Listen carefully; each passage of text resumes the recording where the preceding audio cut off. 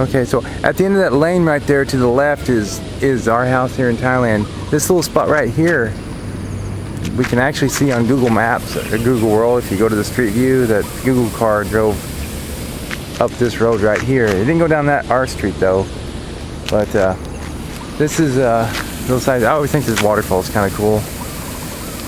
Man-made ditch, and here's a little bridge that we can cross.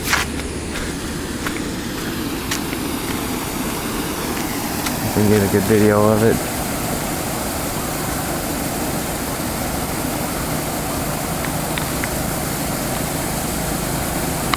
Oh, here's a motorcycle coming.